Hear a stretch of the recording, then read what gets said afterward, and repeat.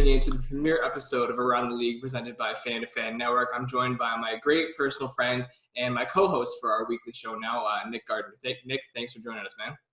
Yeah, man, not a problem. I'm excited to join the team. I see what you, Joe, and the guys have been up to in the past month or so, and it's a good thing you guys got going here. So I'm excited to hop on and run a little weekly show with you. Yeah, and to all the viewers right now, I am fully aware that this side of my face is completely washed out. This is it's a fluid set, so a lot of stuff will be changing on a weekly basis, but that won't stop us from bringing you NFL news, NFL notes, and everything going around the league, hence the name. Speaking of around the league, see that transition? Speaking of around the league, we had a lot of team general managers and a lot of team owners shelling out some money this week, man. Kicking off with Jadeveon White and the Buffalo Bills. White signed a 4-year, $70 million extension with the Buffalo Bills, just kind of padding that AFC East with elite cornerbacks, obviously with Stephon Gilmore with the New England Patriots. The Steelers signed defensive tackle Cameron Hayward to a 4-year, $65.6 million contract. The 31-year-old lineman has been mostly unstoppable with the Steelers since 2017, racking up 29 sacks and 179 tackles. On to the West Coast of the NFL, the Los Angeles Chargers signed Keenan Allen to an $80.1 million extension. He had 104 receptions last season and has been pretty consistent for the Los Angeles Chargers. I mean, it's going to be a little different now coming into this season, moving on from Phillip Rivers to Tyrod Taylor and Justin Herbert. So it'll be interesting to see how that shapes up over on the West Coast. In Detroit, they signed Adrian Peterson, of all people. He was released by the Washington football team and then quickly landed a spot on Detroit's roster, kind of crowding that backfield with Kerryon Johnson and DeAndre Swift.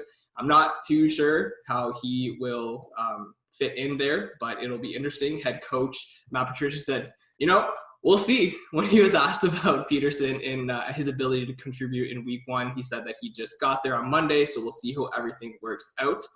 And Alvin Kamara is on the forefront of signing a contract with the New Orleans Saints. He flirted with leaving them and then said he wanted to stay, and now he's signing a contract to stay even longer.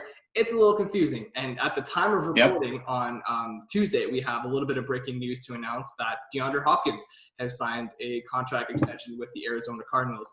It was known that when he was leaving Houston that he wanted a longer contract extension. So, Nick, I'll kick it over to you for this breaking news. Yep. Yeah, so one of the main reasons that Bill O'Brien decided to ship DeAndre Hopkins out of town was the fact that he didn't want to pay him what he wanted to be paid. And now we know what he wanted to be paid. He is officially the highest paid NFL player that is not a quarterback. So that's higher than Aaron Donald, higher than Khalil Mack, any other receiver, Julio Jones. He's higher than all of them. So he is now tied to Arizona for 5 years at $94 million. It's an $18.8 million per year average. And the actual extension that he just worked out, I don't know if he mentioned just Matt, he did it by himself, so no agent. It's a 2-year extension with $42.5 million fully guaranteed for D-Hop. So he has secured the bag completely. So he is, and he deserves it. I mean, DeAndre Hopkins is one of, if not the best receiver in the NFL. And we're kind of at the point where you got to pay guys premium if you want to keep them around. So we just talked about Keenan Allen, and I can give my thoughts on it maybe after you say a little piece. But before this deal, he was the second highest paid receiver in the NFL, and now I guess he's third. But to me, is he the third best receiver in the NFL? Not particularly, but if you're LA, what do you really have? You don't really have a choice. You have to pay him what the market says he's worth, and you got to do what you got to do to keep the good players on your team.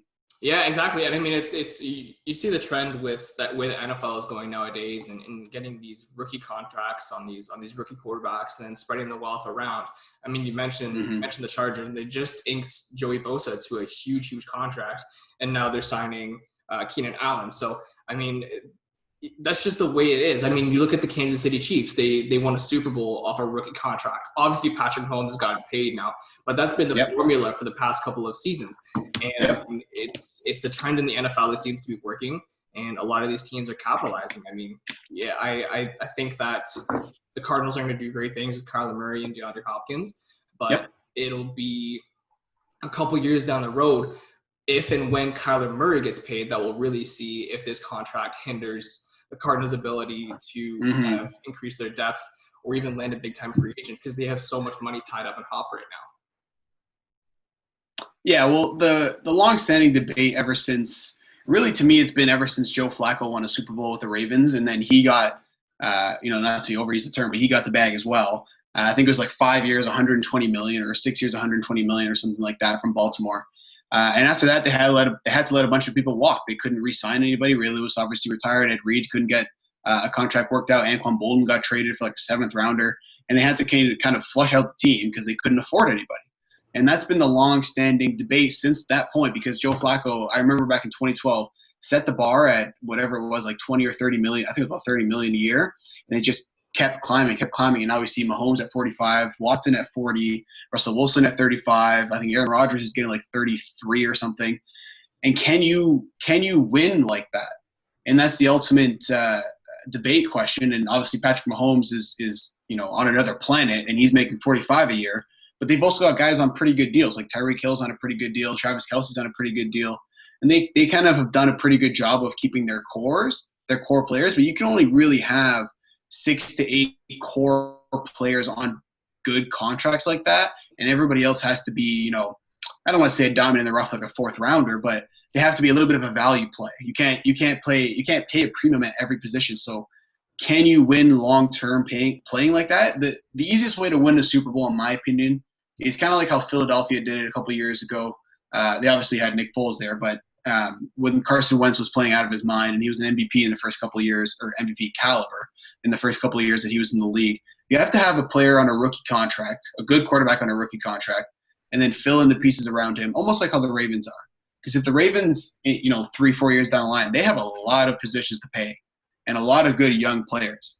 So if you get stuck in that, if you can kind of capitalize on that window, then you're golden. But if you can't, you're stuck between a rock and a hard place. Yeah, and I mean, you look at what the running back situation was like with those two Super Bowl contenders. I mean, you had with the Chiefs. I mean, you had McCole Hardman, who was not a huge name, and Sammy Watkins. I mean, those guys aren't paid particularly big bucks, but they stepped up. Mm-hmm. So to your point, I mean, you really can't be dishing out all this money and hope to build a contender. I mean, you've got to be able to find, like to your point, you got to be able to find those diamonds in the rough. You got to be able to find those practice squad players who can come in and make an impact.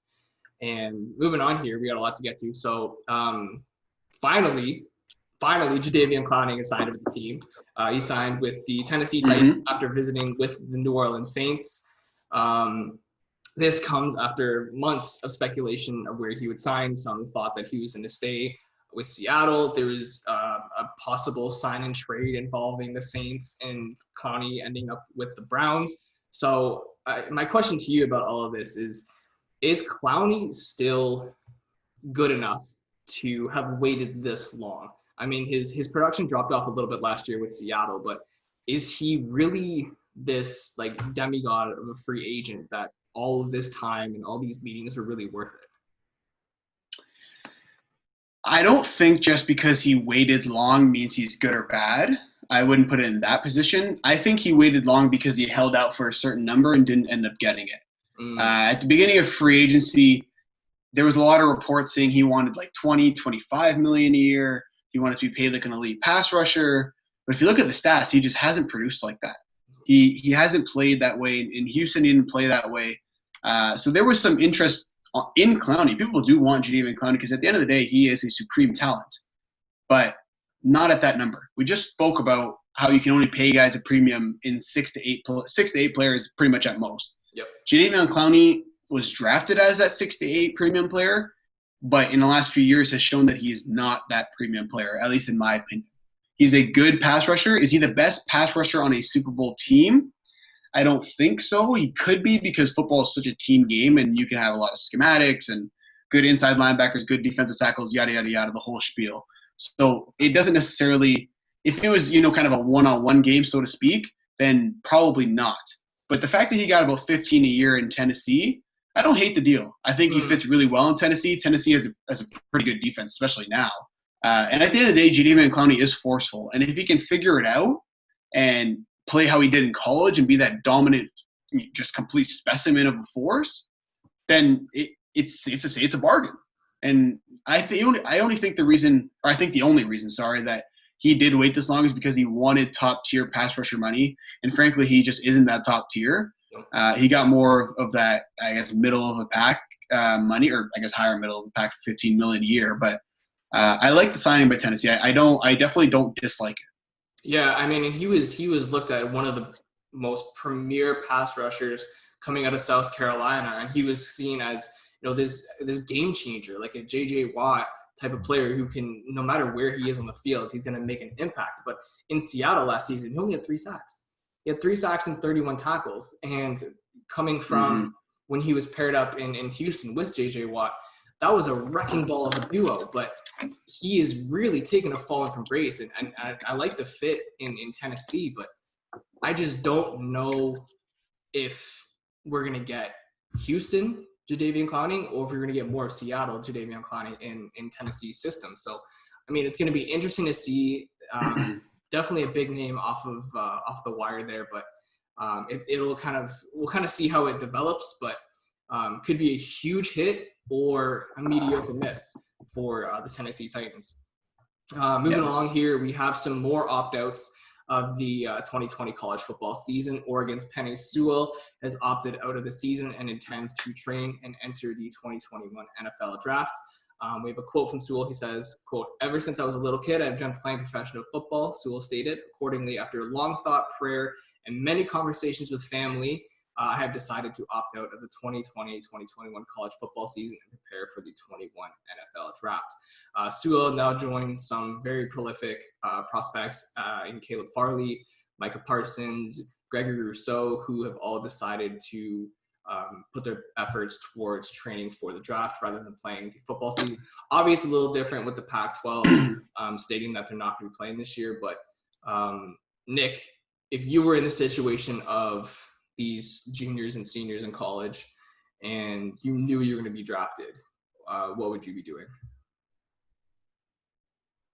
I would opt out as well, I think. It depends. It's very fluid, the situation, because obviously the pandemic is very fluid. And it really depends on your options. Like, one, you can be with the team and be on campus and be in some kind of bubble that's not really a bubble. And then on the other hand, you can be back pretty much at home training with your trainer and living with your family and stuff like that. And it depends really where these guys come from. Like, to put it frankly, like, if you come from money, it's probably safer to be at home. But if you essentially come from the streets, if you will, and come from a lower income family and you're trying to get your family out of somewhere where they don't want to be by making it to the NFL, then maybe it's safer to be at school. Yep. Right? Like, not everybody's going home to, a big, 4,000 square foot house and their family just leaves to go get groceries. Like, some of their family has to work to pay rent and work to pay their mortgage and work to keep food on the table, and they're just a supreme talent. They got a scholarship to go to wherever school they went to. And obviously that's a case-by-case basis. And if you have, I guess, the money at home to just kind of stay in and essentially pay a trainer and work on your craft at home and, get in the gym and do whatever kind of field work you can, that's probably the safest way to go. Because why would you risk it, right? Because to me, there's no point in risking it. And on top of that, risking injury if you're a top flight, if you're Michael Parsons, Jamar Chase, Penei Sewell, there's no point, right? But if, like I said, if you're going back to a situation that isn't ideal, then I would stay at school. But given his situation, given Jamar Chase's situation, I would probably stay home. Yeah, I think it kind of comes down to what your draft stock looks like after last season. And if you're kind of one of those fringe players who could really benefit from another season, mind you, it's going to be an all-con schedule. So, I mean, anybody who's in the SEC is only going to be playing SEC opponents. So it really just depends on how confident you are in your abilities last season, and if you think you can come and produce a better season. Like, if you have a record-breaking season for yourself, and if you're setting school records last season, why would you even debate coming back next year? Take the year off and train. Yeah. And I'm glad you brought up that point there about players not coming from the best situations. And I mean, with the Big Ten, the Big 12, and the ACC, they're all dedicated to COVID testing. And I mean, are you going to get that same type of care, testing, and resources at home? And I think that's a really big thing that needs to be considered for all of these players. I mean, you got to put your best interest of your health and your future over, a schedule that for the most part doesn't really matter. I mean, are you going to really have a true national championship? Yeah, and just to kind of, I guess, piggyback off what you were saying about the testing, it's twofold, right? Like one, like for example, I haven't been for a COVID test, but I also haven't been around a situation where I feel like I would need a COVID test. Right. Like if I was around a full football team and I was constantly, talking to different trainers and different players and, friends and people at campus, I would feel the need to probably go for a COVID test at some point. Yeah. But if I was at home with, my 4 or 5 family members and I go to the grocery store here and there and I'm basically just at the field training or in the weight room training, I wouldn't necessarily feel the need to go for a COVID test. So it depends. Like there's variables that I guess count towards doing that or not. Like you said, they have a lot more systems in place in campus. And like you said, and I guess we've all been saying, and even I remember Nick Saban said this, like some of being at school and in that little bit of a bubble that they have, whether it's for training camp or whatever, is ultimately probably the safer place for them to be. Yep. But depending on your draft, that depends on the player, right? Like a guy like Jamar Chase, Micah Parsons, Penei Sewell, they're going top 10 regardless if they play this year or not. Yep. Like you don't have to worry about that. You know what I mean? Especially Jamar Chase, he's going to be a top 5 pick, and he's going to have to sniff the field this year, right? So he can just train in the offseason, get his lift in, don't have to worry about injury, right? That's another big thing. Obviously, everybody's worried about COVID and getting it and what the long-term effects are. You don't have to worry about blowing out an Achilles, blowing out a knee, anything like that. Less wear and tear on your body, and you're good to go for next year and kind of let the pandemic ride out, and hopefully, God willing, by next year we're good, right? But it just, to me, it makes a lot of sense. It really does. Like, I don't know why you would even risk it. You don't know what it's going to be like. It's not a bubble. It's not like the NBA, right? It's not like the NBA. Even the NHL, you don't know what it's going to be like. Yeah. And around one could turn to 30 like this. Yeah. And around campus too. I mean, you could be taking all the safety precautions, but I mean, some dude who's got biology at like 6 o'clock on a Thursday, is he taking the same precautions? Like you could be in the same class with dude, and he could have been at the bar the night before. So I mean, you really don't know. But kind of bringing this back to the NFL. Absolutely. We've seen what happens to running backs and players in the NFL when there's no real off season. I mean, there's been injuries galore. So that's definitely going to be, to your point again, another reason to opt out of the NFL season. But speaking of NFL, it's game week, man. The 2020 NFL season is back. We're recording this on a Tuesday afternoon after some much struggles with Zoom and recording. But we are happy to say that NFL is back on Thursday, and we have a juicy preview of the Texans and Chiefs battle of money bags now. I mean, Patrick Mahomes got signed. I'm going to use it because you used it. He got the bag. And Deshaun Watson's got the bag. So two very, very handsomely paid quarterbacks in what could be arguably the highlight of week one. I mean, we have some lesser matchups, but this one is everybody's going to be all hands on deck for this one. Nick, who are you picking and kind of how you feel this game's going to play out? Well, let's be frank about it. It's the two highest paid players in NFL history going at it. Patrick Mahomes and Deshaun Watson. Patrick Mahomes at $45 a year and Deshaun Watson at $40. So they are both bag secured for the next few years, and especially Patrick Mahomes for the next 10 years. So they don't have to worry about anything. Well-deserved for Deshaun Watson. That's a topic for another day, though, discussing contracts. In terms of this game, I don't know how you could pick against the Chiefs. I don't know how you could make that argument, especially having no preseason and just training camp. They're coming off a Super Bowl. They have all the continuity. They brought everybody back. Deshaun Watson just lost his best receiver in DeAndre Hopkins, who we talked about earlier. He's got a new running back in David Johnson. He's signed Brandon Cooks, who's another receiver, which is a pretty good target, but somebody he hasn't thrown the ball to in a live game ever in his career. I don't know how you can go against the Chiefs in this one. I don't know what the point spread is. I'd imagine it's probably 7-10. Yeah. And that does not surprise me because the Chiefs are the Chiefs, and they're going to put up probably 30-plus points in this game. And can Deshaun stick up or I guess play up to the level of Patrick Mahomes? Is he, as he is paid, the second best quarterback in the NFL? I don't know if that's true, but yeah, I'm not going to lie to you. Barring an injury, I'd probably bet the mortgage on the Chiefs in this game. Yeah, I'm with you. I mean, I'm gonna pick the Chiefs as well too. I mean, you mentioned the Texans losing DeAndre Hopkins, and I just don't know if Will Fuller, Brandon Cooks, and Kenny Stills is going to be enough for Deshaun Watson. I mean, we know that he's a mobile quarterback who can really make plays with his feet and like that, but kind of like a Russell Wilson, that's not going to be his first read. So he has to be able to air the ball out. And when you lose a huge playmaker in DeAndre Hopkins, and you get I mean, Will Fuller he's a serviceable receiver and like that, but is Kenny Stills really is he gonna be that playmaker? I don't think so. And the Chiefs, I mean, you might have a little bit of a Super Bowl hangover, but I think that lasts maybe a quarter. Like, these guys have become the play. Yep. And I just don't see any way that Kansas wins this game. I think it's a pure lock for the Chiefs.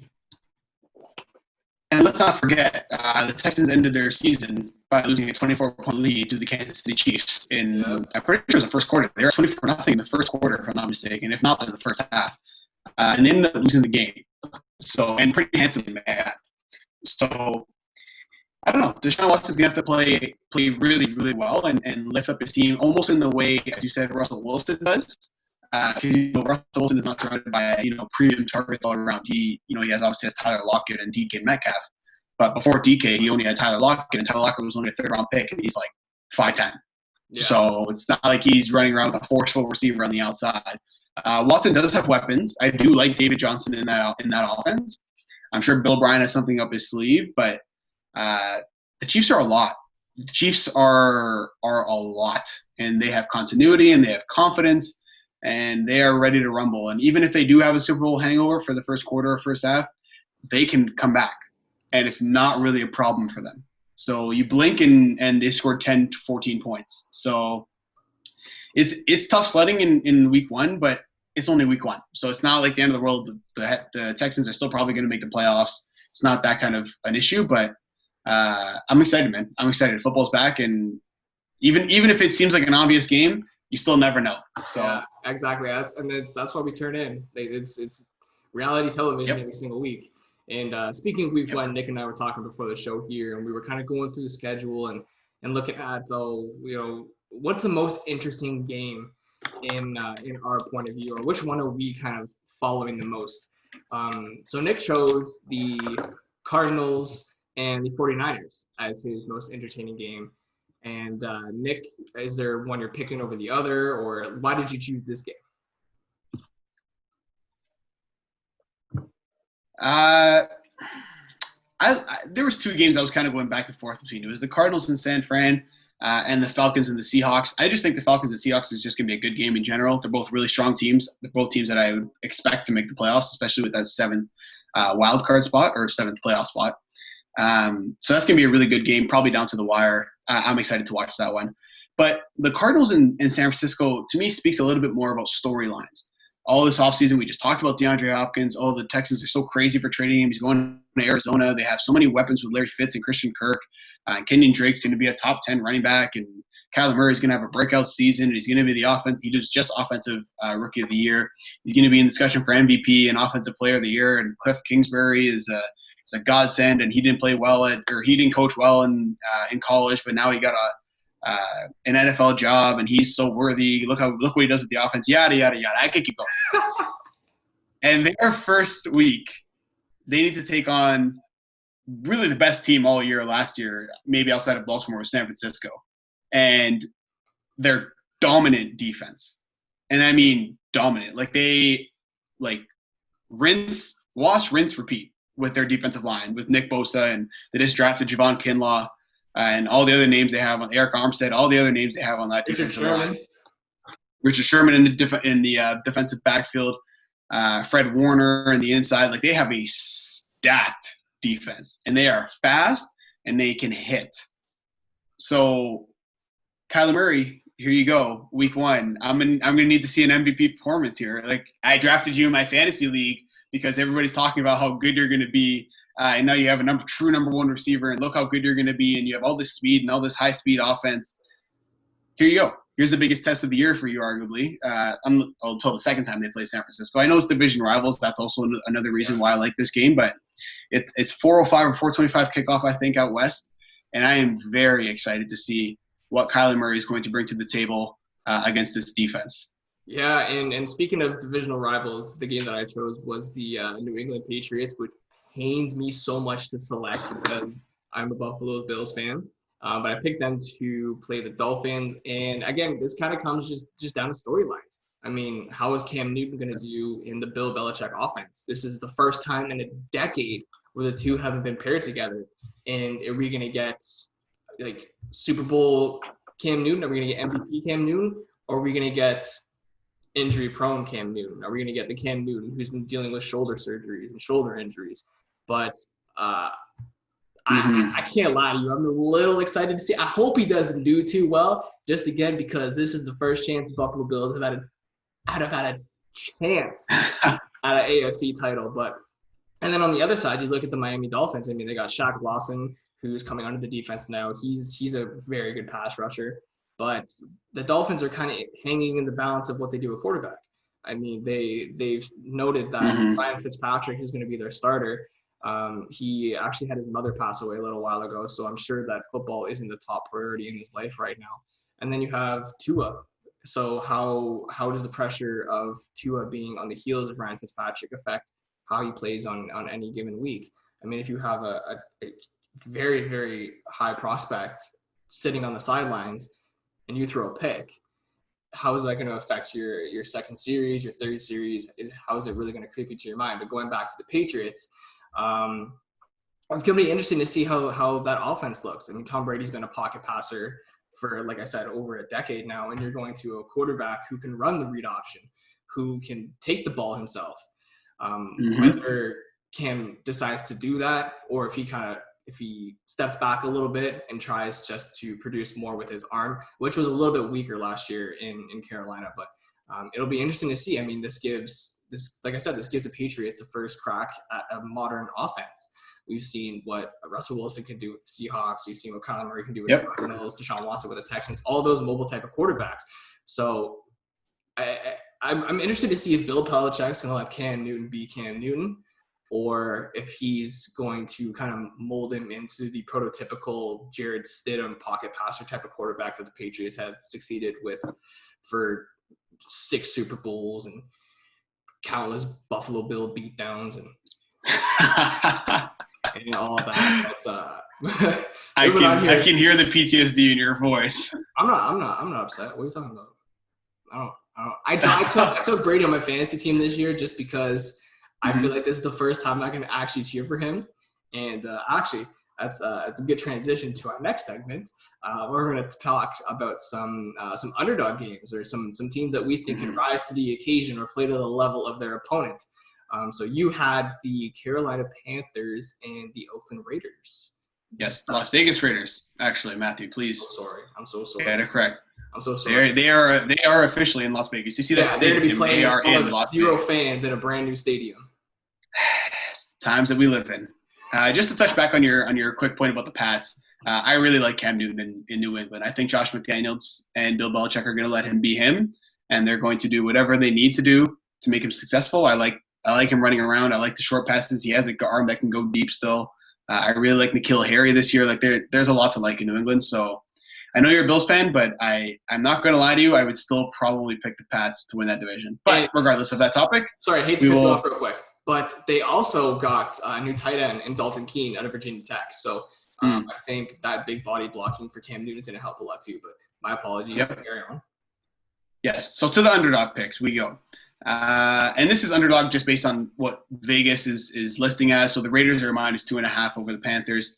And I would smash the Panthers in this. Like I would put as much money as I want onto the Panthers because I really, first of all, think Christian McCaffrey's going to run all over Las Vegas, just being honest. And I really like Teddy Bridgewater. And I think Matt Rule in his first official game as head coach is going to be interesting, because at Baylor he had a really, really good defense, but he also had an electric offense. And everybody knows they drafted 7 straight defensive players in this past draft. I don't expect too many of them to get to the field in this opening game, outside of maybe the first 2 or 3 picks. But I think they have enough on defense to slow down Las Vegas in terms of Derek Carr and Josh Jacobs and all those guys. Although I do like Henry Ruggs as well. But I think Christian McCaffrey carries the Panthers here, and I think Teddy Bridgewater makes enough passes to win the game. And Las Vegas doesn't scare me too much on the defensive side. I think Teddy Bridgewater can have a pretty good game with DJ Moore and Curtis Samuel and even Robbie Anderson going deep. And then I think McCaffrey's going to carry the load and have a big day and at least cover this 2.5-point spread, if not win it outright. Yeah, I would have a hard time disagreeing with you there. I think Carolina's going to be a sleeper for a lot of teams, but wide receiver does kind of scare me a little bit, but I just don't see a way that Las Vegas is going to be able to slow down CMC. So I really agree with you on that one. So over to my pick. The Tampa Bay Buccaneers are the quote underdog against the New Orleans Saints. And that's obviously just because the Bucs have never played a game with this completely revitalized offense. But I got to pick the Bucs here. I mean, you got Godwin, Evans, and now you got Leonard Fournette, which I understand, but that's also a really, really crowded backfield now. But that's not a problem. No, I don't think that's a problem in terms of real life football. Yes, very, very true. And I mean, we've seen how the NFL has transitioned to more of this running back by committee. Gone are the days where you have a workhorse running back who's on every single down of the field, first through even fourth. But pardon me, you have a lot of players in rotation now. I mean, going back to the Buffalo Bills, we have Devin Singletary, Zach Moss, TJ Yeldon. So you have different backs for different positions. I don't know if Fournette is going to get the chance. I don't know if Fournette is going to get a redemption season after last season in Jacksonville. But I really like how the Buccaneers offense is constructed. You got Shaquille Barrett on the defense. Mind you, you are going up against Marshawn Lattimore in the Saints secondary. But, I mean, a top defensive player has never scared Tom Brady before. He's still going to get air underneath that ball and absolutely let it slip. And I hope he does, because I'm projected to lose by 2 points this week, and I really wish that would not happen. But I think the Bucs are definitely worth slapping a little bit of coin down if you feel like it. But it's really if this might be a make or break game for the Tampa Bay Bucs, just to see, there's been no preseason. You don't know what you have. And I also think on the flip side that they could be the 2020 version of the 2019 Cleveland Browns. We saw how much the media hyped up Cleveland last year with Odell Beckham and Jarvis Landry, Baker Mayfield, David Njoku, and they put a big fat goose egg on the season. So is all of this media hype up all for nothing? I mean, they could be absolutely trash and lose the division, but nonetheless, it's definitely a game worth watching, and I'm super excited for it. I like Tampa. On paper, obviously they're strong. That Cleveland Browns comparison is somewhat spot on, somewhat disrespectful, and makes it both to Tom Brady. The only reason I wouldn't say that is because Tom Brady is Tom Brady and Baker Mayfield is not Tom Brady. If this was, week 6 or week 8 or whenever these two play next, I would probably take the Bucs just because it's opening week and they need to get some continuity, and Gronk hasn't played a down in the NFL for a couple of years, and everything's different at live action speed. I would still take the Saints, but I started taking the Bucs. They're talented. I don't know how they're going to get out of the gates. I think that's really important for them. If they can have a good start, they might end up having a really good season. But I would expect them to drop a couple in the first few and maybe the first month or so, and then kind of get their gears going at full speed, and then see where they can get by about week 12, week 14, if they can kind of really traject upwards into the playoffs. Yeah, absolutely. I fully agree with you. And on that note, that's the show. Thank you so much for joining us. Make sure you follow us on all of our social medias, Twitter at FanDefend Network. I'm at the Hodowany. He's at Gardner_Nick. Follow us on Twitch, twitch.tv/FTFN. And obviously you're watching this on YouTube, so youtube.com/FTFN. And check out the FanDefend. Like and subscribe. Like and subscribe. If you like this video, click like. If you really like it, click subscribe. Tell all your friends. Check out our website, FanDefender.com, for all the latest NFL news and notes. And we will see you next week. Nick, thank you for joining me. I will catch you next week, buddy. Later, man.